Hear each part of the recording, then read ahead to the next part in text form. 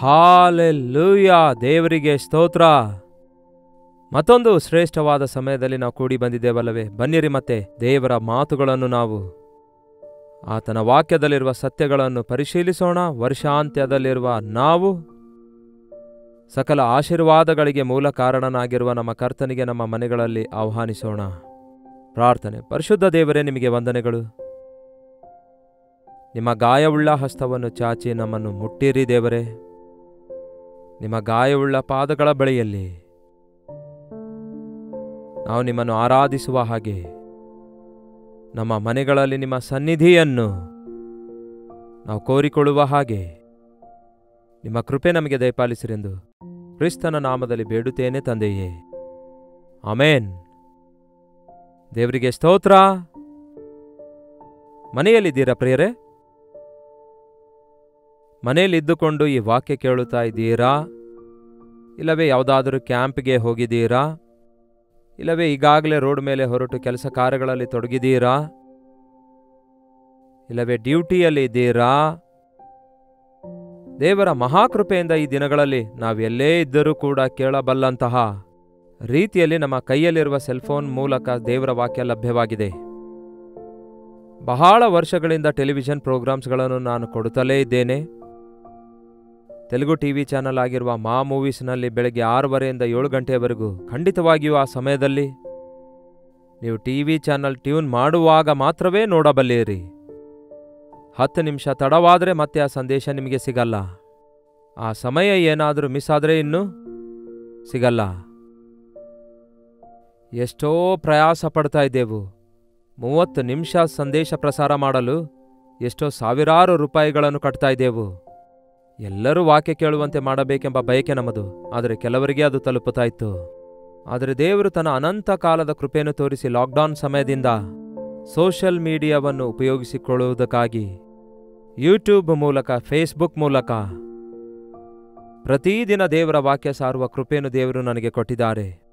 ಈ ವಾಕ್ಯಗಳನ್ನು ಕೇಳಿ ಎಷ್ಟೋ ಆಶೀರ್ವದಿಸಲ್ಪಡುತ್ತಿದ್ದೇವೆ ಎಂಬುದಾಗಿ ದೇಶ ವಿದೇಶಗಳಿಂದ, ಸಣ್ಣ ಸಣ್ಣ ಹಳ್ಳಿ ಪಳ್ಳಿ ಗ್ರಾಮಗಳಿಂದ ನಾನಾ ವಿಧವಾದಂತಹ ವ್ಯಕ್ತಿಗಳು ಎಲ್ಲೇ ಇದ್ರೂ ಕೂಡ, ಎಂಥದೇ ಸಿಚುವೇಶನಲ್ಲಿದ್ದರೂ ಕೂಡ ದೇವರ ಮಾತು ಕೇಳ್ತಿದ್ದೇವೆ, ನಾವು ನಂಬಿಕೆಯಲ್ಲಿ ಬೆಳೆಯುತ್ತಿದ್ದೇವೆ ಎಂದು ಹೇಳ್ತಿರುವಾಗ ದೇವರ ಪ್ರಣಾಳಿಕೆಗಳು ಎಷ್ಟು ದೊಡ್ಡದಾಗಿವೆ ಎಂದು ನೆನೆಸಿ ಆತನನ್ನು ಸ್ತುತಿಸಿದೆ.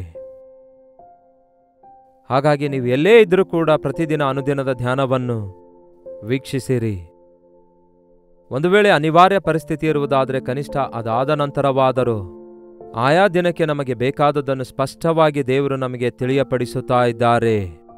ಒಂದು ಕ್ರಮ ಪದ್ಧತಿಯಲ್ಲಿ ನಾವು ಆತ್ಮಿಕವಾಗಿ ಬೆಳೆಯುವುದಕ್ಕಾಗಿ ದೇವರ ವಾಕ್ಯ ಒಂದು ಪೋಷಕದ ಆಹಾರದಂತಿದೆ. ಹಾಗಾಗಿ ನೀವು ಎಲ್ಲಿದ್ದರೂ ಕೂಡ ದೇವರ ಮಾತನ್ನು ಕೇಳಿರಿ. ನೀವು ಮನೆಯಲ್ಲಿದ್ದೀರಾ? ನೀವು ಮನೆಯಲ್ಲಿ ಎಷ್ಟು ಹೊತ್ತು ಇರ್ತಾ ಇದ್ದೀರಿ? ಕೆಲಸದಲ್ಲಿ ಎಷ್ಟು ಹೊತ್ತು ಇರ್ತಾ ಇದ್ದೀರಿ? ಬೀದಿಯಲ್ಲಿ ಪ್ರಯಾಣದಲ್ಲಿ ಎಷ್ಟು ಹೊತ್ತು ಇರ್ತಾ ಇದ್ದೀರಿ ಎಂಬುದಾಗಿ ವರ್ಷಾಂತ್ಯದಲ್ಲಿ ಒಮ್ಮೆ ನಮ್ಮನ್ನು ಪರಿಶೀಲಿಸಿಕೊಳ್ಳೋಣ. ರಾತ್ರಿ ಆದ ಕೂಡಲೇ ಗುಬ್ಬಿ ಗೂಡಿಗೆ ಸೇರಿದಂತೆಯೇ ನಮ್ಗೆ ಎಷ್ಟೇ ಕೆಲಸ ಇದ್ರೂ, ಮಕ್ಕಳು ಸ್ಕೂಲಿಗೆ ಹೋದ್ರು, ನೀವು ಉದ್ಯೋಗಕ್ಕೆ ಹೋದ್ರು, ಬೇರೆ ವೃತ್ತಿಗೆ ವ್ಯಾಪಾರಕ್ಕೆ ಹೋದರು, ರಾತ್ರಿ ಆದ ಕೂಡಲೇ ನಾವು ತಿರುಗಿ ಮನೆಗೆ ಬರಬೇಕೆಂದು ದೇವರು ನಮಗೆ ಕೊಟ್ಟ ಕುಟುಂಬದೊಂದಿಗೆ ಒಟ್ಟುಗೂಡಿ ಆನಂದಿಸಬೇಕೆಂದು, ಒಟ್ಟುಗೂಡಿ ಪ್ರಾರ್ಥಿಸಬೇಕೆಂದು ದೇವರು ನೇಮಿಸಿಟ್ಟಿದ್ದಾರೆ. ಆದರೆ ಅನೇಕ ಜನರ ಮನೆಗಳು ಈ ದಿನ ಛತ್ರಗಳಂತೆ ಮಾರ್ಪಟ್ಟಿವೆ. ಒಬ್ಬೊಬ್ಬರು ಒಂದೊಂದು ಸಮಯದಲ್ಲಿ ಹೊರಗೆ ಹೋಗ್ತಾರೆ, ಒಂದೊಂದು ಸಮಯದಲ್ಲಿ ಮನೆಗೆ ಬರ್ತಾರೆ. ಇಷ್ಟ ಬಂದ್ರೆ ಊಟ ಮಾಡ್ತಾರೆ, ಇಲ್ಲವೇ ಊಟ ಮಾಡದೇ ಇರ್ತಾರೆ. ಒಬ್ಬರ ಕುರಿತು ಒಬ್ಬರು ತಿಳಿದುಕೊಳ್ಳಲಾರದಂತಹ ವಿಷಯ ಎಷ್ಟೋ ವಿಷಾದವಾದ ವಿಷಯವಾಗಿದೆ. ಅಣ್ಣ ತಮ್ಮಂದಿರಿಗೂ ಕೂಡ ಮಾತಾಡಿಕೊಳ್ಳಲು ಸಮಯವಿಲ್ಲ. ಒಬ್ಬ ತಮ್ಮನಿಗೆ ಎಷ್ಟು ದಿನ ಆಯ್ತು ಅಣ್ಣನೊಂದಿಗೆ ಮಾತಾಡಿ ಎಂದು ಕೇಳಿದೆ. 3 ದಿನಗಳಾದವು ಅಂದ. ಒಂದೇ ಮನೆಯಲ್ಲಿಲ್ಲವೋ? ಇದ್ದೇವೆ ಅಂದ. ಅಣ್ಣ ಮನೆಗೆ ಬಂದಾಗ ನಾನು ಹೊರಟು ಹೋಗ್ತೇನೆ, ನಾನು ಹೊರಟು ಹೋಗುವಾಗ ಅಣ್ಣ ಮನೆಯಲ್ಲಿರ್ತಾನೆ, ನಾನು ಬ್ಯುಸಿಯಾಗಿರ್ತೇನೆ ಎಂದು ಹೇಳ್ದ. ಕುಟುಂಬ ಎನ್ನುವಂಥದ್ದು ದೇವರು ಮಾನವ ಜಾತಿಗೆ ಕೊಟ್ಟಿದ್ದಾರೆ ಪ್ರಿಯರೇ. ಬೇರೆ ಪ್ರಾಣಿಗಳಿಗೆ ಕುಟುಂಬ ಇಲ್ಲ. ನಾವು ಕುಟುಂಬವಾಗಿ ನಿವಾಸಿಸಲು ದೇವರು ಒಂದು ಮನೆ ಕೊಟ್ಟಿದ್ದಾರೆ. ಮನೆ ಎನ್ನುವುದು ಒಂದು ಇಟ್ಟಿಗೆಯಿಂದ ಕಟ್ಟಿರುವ ಬಿಲ್ಡಿಂಗ್ ಆಗಿಲ್ಲ, ಆದರೆ ಮನೆ ಅಂದರೆ ಒಂದು ಕಟ್ಟಡ ಅಲ್ಲ, ಆದರೆ ಹೃದಯಗಳಾಗಿದೆ. ಹೃದಯ ಹಂಚಿಕೊಂಡು ಆನಂದದಿಂದಿರುವ ಒಂದು ಸ್ಥಳ ಆಗಿದೆ. ಎಲ್ಲರೂ ಒಟ್ಟಿಗೆ ಸೇರಿ ಊಟ ಮಾಡಿ, ಪ್ರಾರ್ಥನೆ ಮಾಡಿ, ಸ್ತುತಿಸಿ, ಮಲಗಲು ಹೋಗಿ ಬೆಳಗ್ಗೆ ಎದ್ದು ಸ್ತುತಿಸಿ ಕೆಲಸ ಕಾರ್ಯಗಳಲ್ಲಿ ಮುಂದಕ್ಕೆ ಸಾಗುವುದು ನಿಮ್ಮ ಮನೆಯಲ್ಲಿ ಇದು ನಡೆಯುತ್ತಿದೆಯಾ? ಸಾಧ್ಯವಾದಷ್ಟು ಮಟ್ಟಿಗೆ ಈ ಕ್ರಮವನ್ನು ಪಾಲಿಸಿ ನೋಡಿರಿ. ನಿಮ್ಮೊಳಗೆ ಸಮಾಧಾನವಿರುತ್ತದೆ, ಪ್ರೀತಿ ಇರುತ್ತೆ, ನಿಮಗೆ ಕಾವಲು ಇರುತ್ತೆ, ಮತ್ತಷ್ಟು ಮುಖ್ಯವಾಗಿ ದೇವರ ಸನ್ನಿಧಿ ಇರುತ್ತೆ. ಒಟ್ಟಿಗೆ ಪ್ರಾರ್ಥಿಸುವ ಕುಟುಂಬ ಒಟ್ಟಿಗೆ ಜೀವಿಸುತ್ತದೆ. ಈ ವರ್ಷಾಂತ್ಯದಲ್ಲಿ ಬಹಳಷ್ಟು ದೈವ ಸೇವಕರು ನಿಮ್ಮ ಮನೆಗಳನ್ನು ಸಂದರ್ಶಿಸುತ್ತಿರ್ತಾರೆ. ಅವರನ್ನು ಆಹ್ವಾನಿಸಿರಿ. ಒಬ್ಬ ದೈವ ಸೇವಕರು ನಮ್ಮ ಮನೆಗೆ ಬಂದು ಪ್ರಾರ್ಥಿಸುವುದು ನಮಗೆ ಎಷ್ಟೋ ಆಶೀರ್ವಾದದಾಯಕ. ದೇವರ ಪ್ರತಿನಿಧಿಯಾಗಿ ಬಂದವರನ್ನು ನಾವು ಸ್ವೀಕರಿಸುವಾಗ, ಅಂಗೀಕರಿಸುವಾಗ ಕರ್ತನನ್ನೇ ನಾವು ಆಹ್ವಾನಿಸಿದಂತಹ ಪ್ರತಿಫಲ ಹೊಂದುತ್ತೇವೆ.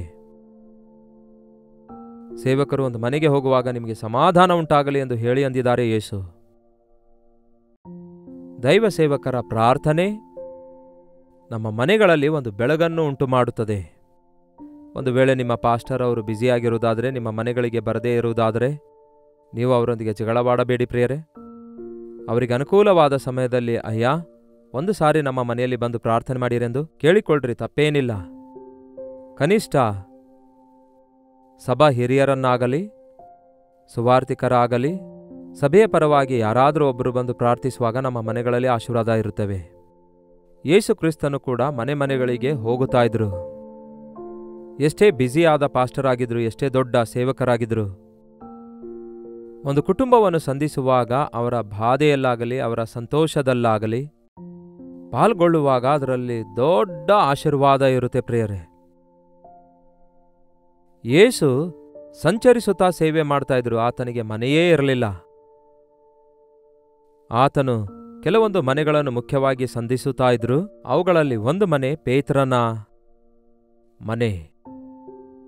ಮಾರ್ಕನ ಸುವಾರ್ತೆ 1ನೇ ಅಧ್ಯಾಯ 29ನೇ ವಚನ ಓದುತ್ತಿದ್ದೇನೆ ಕೇಳಿ. ಆಮೇಲೆ ಅವರು ಸಭಾಮಂದಿರದಿಂದ ಹೊರಟು ಯಾಕೋಬ, ಯೋಹಾನರ ಸಂಗಡ ಸೀಮೋನ ಆಂದ್ರಿಯರ ಮನೆಗೆ ಬಂದರು. ಸೀಮೋನ ಆಂದ್ರಿಯ ಅವರ ಮನೆಗೆ ಹೋದ್ರಂತೆ. ಸೀಮೋನ ಅಂದ್ರೆ ಪೇತ್ರನೇ ಅಲ್ಲವೋ? ಪೇತ್ರ ಆಂದ್ರಿಯ ಅವರ ಮನೆಗೆ ಹೋದ್ರಂತೆ. ಇದು ಕಪೆರ್ನೌಮಿನಲ್ಲಿರುವ ಅವರ ಮನೆಯಾಗಿದೆ. ಯೆರೂಸಲೇಮಿಗೆ ನಾನು ಹೋದಾಗ ನೋಡಿದ್ದೇನೆ. ಒಂದು ಚಿಕ್ಕ ಮನೆಯಾಗಿದೆ. ಅದು ಗೋಲಾಕಾರದಲ್ಲಿದೆ.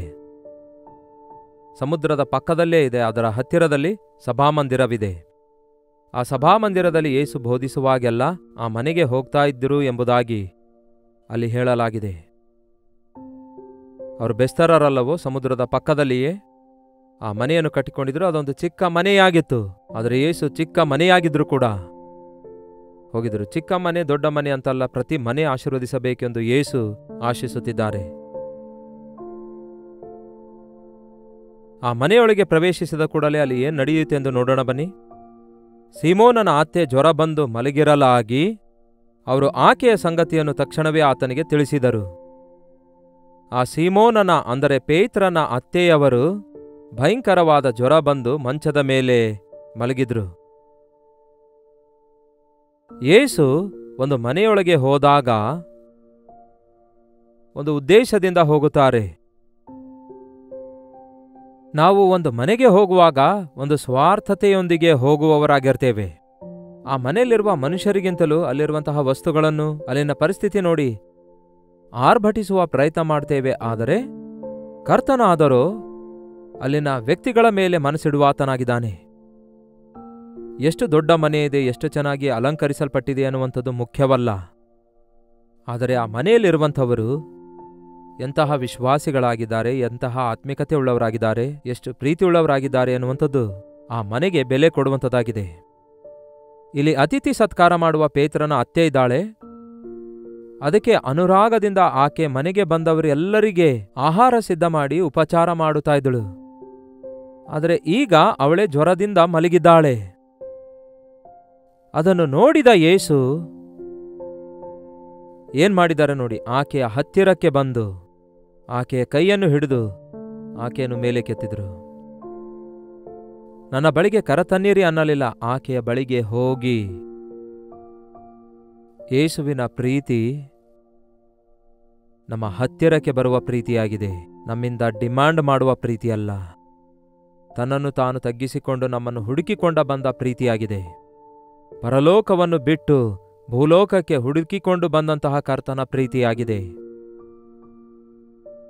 ಆಕೆಯ ಬಳಿಗೆ ಯೇಸು ಬಂದು ಆಕೆಯ ಕೈಗಳನ್ನು ಹಿಡಿದು ಎತ್ತುತ್ತಾರೆ. ಜ್ವರ, ಭಯಂಕರವಾದ ಜ್ವರವಿದೆ. ಕೇವಲ ಜ್ವರವೇ ಅಲ್ಲವೋ ಅನ್ನುತ್ತಾರೆ ಕೆಲವರು. ನೀವೇನಾದರೂ ಜ್ವರದಲ್ಲಿದ್ದೀರಾ? ಈ ದಿನಗಳಲ್ಲಿ ಬಹಳ ಜ್ವರ ನಾವು ಕಾಣ್ತಾ ಇದ್ದೇವೆ, ವಿಶೇಷವಾಗಿ ಮಕ್ಕಳಿಗೆ. ನೆಗಡಿ, ಕೆಮ್ಮು, ಜ್ವರ. ಸೀಸನ್ ಬದಲಾಗಿದೆ ಅಲ್ಲವೇ? ಅಷ್ಟೇ ಅಲ್ಲ, ಮಳೆ, ತೂಫಾನು. ಅಷ್ಟೇ ಅಲ್ಲ, ವಿಪರೀತವಾದ ಚಳಿ. ಇದರಲ್ಲಿ ಬಹಳಷ್ಟು ಜನರು ತೊಂದರೆಗೊಳಗಾಗ್ತಿದ್ದಾರೆ, ಅನಾರೋಗ್ಯದಲ್ಲಿದ್ದಾರೆ. ಪ್ರತಿ ಮನೆಯಲ್ಲಿ ಕೂಡ ಮಕ್ಕಳು ರೋಗದಿಂದ ಪೀಡಿಸಲ್ಪಡ್ತಿದ್ದಾರೆ. ನಿಮ್ಮ ಮನೆಯಲ್ಲಿಯೂ ಯಾರಾದರೂ ಜ್ವರದಿಂದ ಮಲಗಿದ್ದಾರೋ? ಈ ಜ್ವರದಲ್ಲಿ ನಾನಾ ವಿಧವಾದ ಜ್ವರಗಳಿವೆ. ನಮ್ಮ ಶರೀರದೊಳಗೆ ಯಾವುದೇ ವಿಧವಾದ ರೋಗ ಪ್ರವೇಶಿಸಿದರೂ ಕೂಡ, ಯಾವುದೇ ಇನ್ಫೆಕ್ಷನ್ ಪ್ರವೇಶಿಸಿದರೂ ಕೂಡ ಒಂದು ಅಲಾರಾಮ್ ಹಾಗೆ ಜ್ವರ ಬರುತ್ತೆ ನಮಗೆ. ಜ್ವರ ಬಂದಿದೆ ಅನ್ನುವುದಾದರೆ ಒಳಗಡೆ ಏನೋ ಜರುಗುತ್ತಿದೆ ಅಂತ ಅರ್ಥ.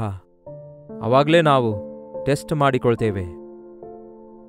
ಅದಕ್ಕೆ ಕೆಲವೊಂದು ವಿಧವಾದ ಜ್ವರ ವೈರಲ್ ಫೀವರ್ ಎಂಬುದಾಗಿ ಹೇಳ್ತಾರೆ. ಈ ದಿನಗಳಲ್ಲಿ ಭಯಂಕರವಾದ ಬೇರೆ ಬೇರೆ ಜ್ವರಗಳಿವೆ, ಅವುಗಳಿಗೆ ಬೇರೆ ಬೇರೆ ಹೆಸರುಗಳಿವೆ. ಸೊಳ್ಳೆ ಕಡಿಯುವುದರಿಂದ ಬರುವ ಜ್ವರ, ಟೈಫಾಯ್ಡ್, ಮಲೇರಿಯಾ. ಇನ್ನು ವಿಪರೀತವಾದಂತಹ ಈ ದಿನ ಮನುಷ್ಯರಿಗೆ ಕಾಡಿಸಿ ಪೀಡಿಸುತ್ತಾ ಇವೆ. ಅದು ಯಾವುದೇ ವಿಧವಾದ ಜ್ವರ ಆದಾಗ್ಯೂ ಕೂಡ ಯೇಸು ಮುಟ್ಟುವುದಾದರೆ ಸ್ವಸ್ಥತೆ ಉಂಟಾಗುತ್ತದೆ ಎಂದು ನೀವು ನಂಬುವುದಾದರೆ, ಈ ದಿನ ವಾಕ್ಯದ ಮುಖಾಂತರ ಯೇಸು ನಿಮ್ಮ ಮನೆಯೊಳಗೆ ಬರ್ತಿದ್ದಾರೆ. ಆತನು ತನ್ನ ವಾಕ್ಯವನ್ನು ಕಳಿಸಿ ಅವರನ್ನು ವಾಸಿ ಮಾಡಿದನು ಎಂದು ಬೈಬಲ್ ಹೇಳುತ್ತದೆ. ಪ್ರತಿ ಸಾರಿ ದೇವರ ಸೇವಕರುಗಳು ನಮ್ಮ ಮನೆಗೆ ಬರಲಿಕ್ಕಾಗಲ್ಲ.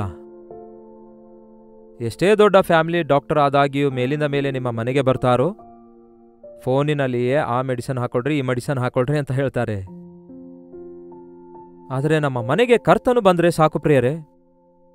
ಕರ್ತನ ಸನ್ನಿಧಿಯನ್ನು ನಾವು ಮನೆಯಲ್ಲಿ ಅನುಭವಿಸಲು ಸಾಧ್ಯವಾದರೆ ಪರಿಶುದ್ಧಾತ್ಮನ ಕಾರ್ಯ ನಮ್ಮ ಮನೆಯಲ್ಲಿ ಜರುಗುತ್ತದೆ. ಯೇಸು ಕ್ರಿಸ್ತನ ನಾಮದಲ್ಲಿ ನಂಬಿಕೆ ಇಡುವುದರ ಮೂಲಕ, ಆತನಿಗುಂಟಾದ ಗಾಯದಿಂದ ನಮಗೆ ಸ್ವಸ್ಥತೆ ಇದೆ ಎಂದು ನಂಬುವುದರ ಮೂಲಕ, ನೀವು ಯಾವುದೇ ವಿಧವಾದ ರೋಗದಿಂದ, ಬಲಹೀನತೆಯಿಂದ, ಜ್ವರದಿಂದ ಇದ್ರೂ ಕೂಡ ನಂಬಿಕೆಯಿಂದ ನೀವು ದೇವರೇ ನನ್ನನ್ನು ಸ್ವಸ್ಥಪಡಿಸು ಎಂಬುದಾಗಿ ಕೇಳಿದ್ರೆ ಆಗಲ್ಲ ಅನ್ನುವ ಆತನಲ್ಲ ನಮ್ಮ ಕರ್ತನು. ನನಗೆ ಮನಸ್ಸುಂಟು, ಶುದ್ಧನಾಗು ಎಂದು ಯೇಸು ಹೇಳಿದ ಪ್ರಕಾರವೇ ಪೇತ್ರನ ಅತ್ತೆಗೆ ನೋಡಿ, ಇವಳು ಜ್ವರದಲ್ಲಿ ಮಲಗಿದ್ದಾಳೆ, ನಮ್ಮನ್ನೇನು ಪರಾಂಬರಿಸುತ್ತಾಳೆ, ಬೇರೆ ಮನೆಗೆ ಹೋಗೋಣ ಎಂದು ಯೇಸು ಹೇಳಲಿಲ್ಲ. ಆಕೆಯನ್ನು ಮುಟ್ಟಿ ಸ್ವಸ್ಥಪಡಿಸಿದ್ರೆ ಅವಳೇನು ತಕ್ಷಣವೇ ಎದ್ದು ಆತನಿಗೆ ಉಪಚಾರ ಮಾಡಿದಳು. ಸಾಧಾರಣವಾಗಿ ಜ್ವರ ಕಡಿಮೆಯಾದವರಿಗೆ ಜ್ವರ ಹೊರಟೋದ್ರೂ ಕೂಡ ಸುಸ್ತು ಹೋಗೋದಿಲ್ವಲ್ಲ, ಆ ಬಲಹೀನತೆ ಇನ್ನೂ ಇರುತ್ತೆ ಅಲ್ಲವೋ? ಆದರೆ ಯೇಸು ಮುಟ್ಟಿದಾಗ ಜ್ವರದ ಜೊತೆಗೆ ಆಕೆಗಿರುವ ಎಲ್ಲ ಬಲಹೀನತೆಯಿಂದ ಬಿಡಿಸಲ್ಪಡುತ್ತಾಳೆ. ನೂತನ ಬಲದಿಂದ ಪೇತ್ರನ ಅತ್ತೆ ಎದ್ದು ಉಪಚಾರ ಮಾಡಿದಳೆಂದು ನೋಡ್ತೇವೆ. ಈ ಸಮಯದಲ್ಲಿ ನಿಮ್ಮ ಮನೆಯಲ್ಲಿ ಯಾರಾದರೂ ಅನಾರೋಗ್ಯದಿಂದ ಮಲಗಿದ್ದಾರಾ? ಯಾವುದಾದರೂ ಅನಾರೋಗ್ಯದಿಂದ ಬಾಧೆ ಪಡ್ತಿದ್ದಾರಾ? ಕರ್ತನು ನಿಮ್ಮ ಮನೆಗೆ ಈ ವಾಕ್ಯದ ಮುಖಾಂತರ ಬರ್ತಿರುವಾಗ ನಂಬಿಕೆಯಿಂದ ಕರ್ತನೇ ನನ್ನನ್ನು ಮುಟ್ಟು ಎಂದು ನೀವು ಬೇಡಿಕೊಳ್ಳುವುದಾದರೆ, ಆತನ ಗಾಯವುಳ್ಳ ಹಸ್ತ ನಿಮ್ಮನ್ನು ಮುಟ್ಟಿದ ಕೂಡಲೇ ನೀವು ಸ್ವಸ್ಥ ಹೊಂದಿದಂತೆ ಆತ್ಮಸ್ವರೂಪನಾದ ಕರ್ತನು ತನ್ನ ಹಸ್ತವನ್ನು ಚಾಚಿ ನಿಮ್ಮನ್ನು ಮುಟ್ಟುವುದಕ್ಕಾಗಿ, ನಿಮ್ಮನ್ನು ಸ್ವಸ್ಥಪಡಿಸುವುದಕ್ಕಾಗಿ ಉದಯ ಕಾಲದಲ್ಲಿ ಸಿದ್ಧನಾಗಿದ್ದಾನೆ. ಪ್ರತಿ ಸಣ್ಣ ಸಣ್ಣ ವಿಷಯಕ್ಕಾಗಿ ವೈದ್ಯರ ಬಳಿಗೆ ಹೋಗುವುದಲ್ಲ ಪ್ರಿಯರೇ. ನೀವು ನಂಬಿಕೆಯಿಂದ ಪ್ರಾರ್ಥಿಸುವುದಾದರೆ ನಿಮ್ಮ ಮನೆಯಲ್ಲಿರುವ ಎಣ್ಣೆಯನ್ನು ತೆಗೆದುಕೊಂಡು ಒಂದು ಸೂಚನೆಯಾಗಿ ಅದನ್ನು ಹಚ್ಚಿಕೊಂಡು ಯೇಸು ಕ್ರಿಸ್ತನ ನಾಮದಲ್ಲಿ ಸ್ವಸ್ಥತೆಯನ್ನು ದಯಪಾಲಿಸಿರಿ ಎಂದು ದೇವರಿಗೆ ಮೊರೆ ಇಡುವುದಾದರೆ, ನಿಮಗಾಗಲಿ, ನಿಮ್ಮ ಮಕ್ಕಳಿಗಾಗಲಿ, ನಿಮ್ಮ ಮನೆಯಲ್ಲಿರುವವರಿಗಾಗಲಿ ಸ್ವಸ್ಥತೆಯನ್ನುಂಟು ಮಾಡಬಲ್ಲಂತಹ ಶಕ್ತಿಯುಳ್ಳ ದೇವರಾಗಿದ್ದಾರೆ. ಈ ಶರೀರದಲ್ಲಿ ನಾವು ಇರುವವರೆಗೂ ಒಂದಲ್ಲ ಒಂದು ಬಲಹೀನತೆ ನಮಗೆ ಬೆನ್ನಟ್ಟುತ್ತಲೇ ಇರ್ತವೆ. ಆದರೆ ನಿಮ್ಮನ್ನು ಸ್ವಸ್ಥಪಡಿಸುವ ಯೆಹೋವನು ನಾನೇ ಎಂದು ಹೇಳುವ ಕರ್ತನು ನಮಗಿರುವಾಗ ಆತನ ಬಾಸುಂಡೆಗಳಿಂದ ನಮಗೆ ಸ್ವಸ್ಥತೆ ಉಂಟಾಗುವಾಗ ನಂಬಿಕೆಯಿಂದ ಬೇಡಿಕೊಳ್ಳೋಣ. ಪ್ರಾರ್ಥನೆ. ಪರಿಶುದ್ಧನೇ, ಪ್ರೀತಿಯುಳ್ಳ ತಂದೆಯೇ, ಈ ಸಮಯದಲ್ಲಿ ಈ ಲೈವ್ ಕಾರ್ಯಕ್ರಮವನ್ನು ವೀಕ್ಷಿಸುತ್ತಾ ಪ್ರತಿದಿನ ವಾಕ್ಯ ಕೇಳುತ್ತಿರುವಂತಹ ನಿಮ್ಮ ಮಕ್ಕಳು ಮೇಲಿಂದ ಮೇಲೆ ನಿಮ್ಮ ಗಾಯವುಳ್ಳ ಹಸ್ತದಿಂದ ಮುಟ್ಟಲ್ಪಡುತ್ತಾ ಸ್ವಸ್ಥತೆ ಹೊಂದುತ್ತಿದ್ದಾರೆ ಎಂದು, ಆಶೀರ್ವದಿಸಲ್ಪಡುತ್ತಿದ್ದಾರೆಂದು ಕೊಡ್ತಿರುವ ಸಾಕ್ಷಿಗಳಿಗಾಗಿ ವಂದನೆಗಳು ದೇವರೇ.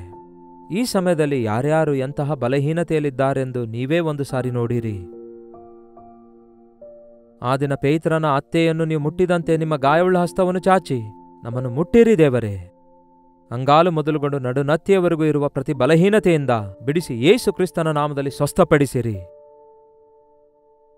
ಈ ವರ್ಷಾಂತ್ಯದಲ್ಲಿ ದೇವರೇ, ನಾವು ಸ್ತುತಿಗಳಿಂದ ತುಂಬಲ್ಪಟ್ಟಿರುವ ಹಾಗೆ ಸ್ತುತಿ ಕೃತಜ್ಞತೆಯಿಂದ ಆರೋಗ್ಯಕರವಾದ ಜೀವಿತವನ್ನು ಆನಂದಕರವಾಗಿ ನಿಮ್ಮ ಚಿತ್ತವಿರುವುದಾದರೆ ಮತ್ತೊಂದು ಹೊಸ ವರ್ಷದಲ್ಲಿ ಪ್ರವೇಶಿಸುವ ಹಾಗೆ ನಮ್ಮ ಮುಂದೆ ಇರುವ ಕೆಲವೇ ದಿನಗಳನ್ನು ಸದುಪಯೋಗ ಮಾಡಿಕೊಳ್ಳುವವರಾಗಿರುವಂತೆ ನಮಗೆ ಸಹಾಯ ಮಾಡಿರಿ. ನಮ್ಮನ್ನು ಸ್ವಸ್ಥಪಡಿಸಿ ಬಿಡುಗಡೆ ಮಾಡುವಾಗ ನಿಮ್ಮನ್ನು ಸ್ತುತಿಸಿ ನಿಮ್ಮನ್ನು ಉಪಚಾರ ಮಾಡುವುದಕ್ಕೂ ನಿಮ್ಮ ನಾಮ ಮಹಿಮೆ ಪಡಿಸುವುದಕ್ಕೂ ನಮ್ಮ ಪ್ರತಿಯೊಬ್ಬರಿಗೂ ಸಹಾಯ ಮಾಡಿರೆಂದು ಕ್ರಿಸ್ತನ ನಾಮದಲ್ಲಿ ಬೇಡುತ್ತೇವೆ ತಂದೆಯೇ, ಆಮೇನ್. ತಂದೆಯಾದ ದೇವರ ಪ್ರೀತಿಯೂ ಮಗನಾದ ಕ್ರಿಸ್ತನ ಕೃಪೆಯೂ ಆದರಣೆ ಕರ್ತನಾದ ಪವಿತ್ರಾತ್ಮನ ಸಹವಾಸವು ಈ ಅನುದಿನದ ಧ್ಯಾನದಲ್ಲಿ ಐಕ್ಯವಾಗಿರುವ ನಮ್ಮೆಲ್ಲರ ಸಂಗಡ ಇಂದಿಗೂ ಸದಾಕಾಲಕ್ಕೂ ನೆಲೆಯಾಗಿರಲಿ. ಆಮೇನ್. ದೇವರಿಗೆ ಸ್ತೋತ್ರ. ನಿಮ್ಮ ಪ್ರಾರ್ಥನಾ ಮನವಿ 8939731313ಗೆ ಒಂದು ಟೆಕ್ಸ್ಟ್ ಇಲ್ಲವೇ ವಾಯ್ಸ್ ಮೆಸೇಜ್ ವಾಟ್ಸಪ್ ಮಾಡಿರಿ. ಹಾಗೆಯೇ ನೀವು ಹೊಂದಿಕೊಂಡ ಉಪಕಾರಗಳ ಒಂದು ಪ್ರೈಸ್ ರಿಪೋರ್ಟ್ಸ್ಗಳನ್ನು ಕೂಡ ವಾಟ್ಸಪ್ ಮಾಡಿರಿ. ನಿಮ್ಮ ಎಲ್ಲ ಪ್ರೇಯರ್ ರಿಕ್ವೆಸ್ಟ್ಗಳಿಗಾಗಿ ನಾವು ಪ್ರಾರ್ಥನೆ ಮಾಡುತ್ತಿದ್ದೇವೆ. ಡಾಕ್ಟರ್ ಜೈಪಾಲ್ ಕನ್ನಡ ಯೂಟ್ಯೂಬ್ ಚಾನಲ್ಗೆ ಸಬ್ಸ್ಕ್ರೈಬ್ ಮಾಡಿಕೊಳ್ಳದಿದ್ದರೆ ದಯವಿಟ್ಟು ಸಬ್ಸ್ಕ್ರೈಬ್ ಮಾಡಿಕೊಳ್ಳಿರಿ, ಶೇರ್ ಮಾಡಿರಿ.